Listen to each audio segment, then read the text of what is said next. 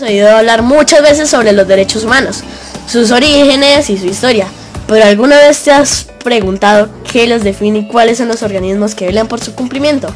No, pues ven, quédate que hoy te lo diré. Los derechos humanos se aplican a todos los seres humanos sin importar su edad, su género, su raza, su religión, sus ideas y mucho menos su nacionalidad.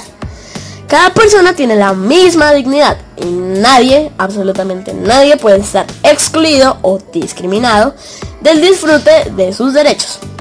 Los derechos humanos son normas jurídicas que deben ser protegidas y respetadas por los estados. Y si los estados no los reconocen, pues les puedes exigir un jalonazo de oreja para que lo hagan, porque los derechos son innatos al individuo desde el momento de su nacimiento.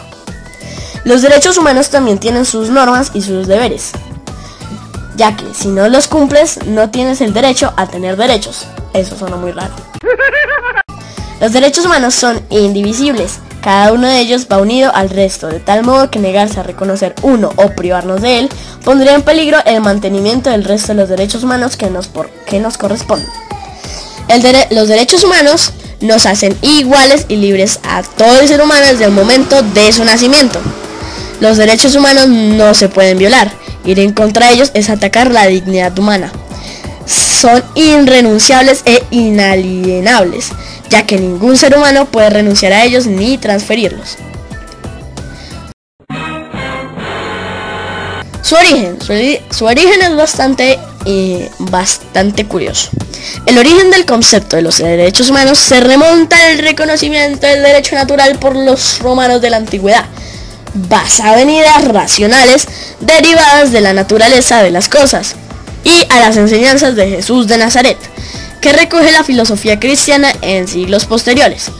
En tiempos más recientes se redactaron y se aplicaron documentos que afirman los derechos individuales, como la Carta Magna en 1215, y hablando de reciente, la Petición de Derechos en 1628 y el Acta de Habeas Corpus en 1679. Parece nombre de empresa.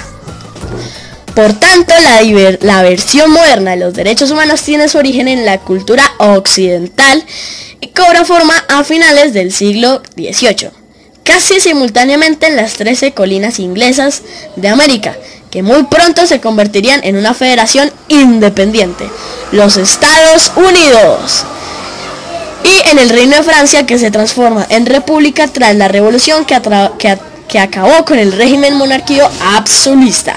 La Declaración de Independencia de los Estados Unidos contenía una enumeración bastante cercana a la noción moderna de los derechos humanos: igualdad de todos los hombres, separación de poderes, poder al pueblo y de sus representantes, la libertad de prensa y el poder militar subordinado al civil, el derecho a la justicia o libertad de culto religioso. En fin, la libertad guiando al pueblo, por Eugene de la Croix.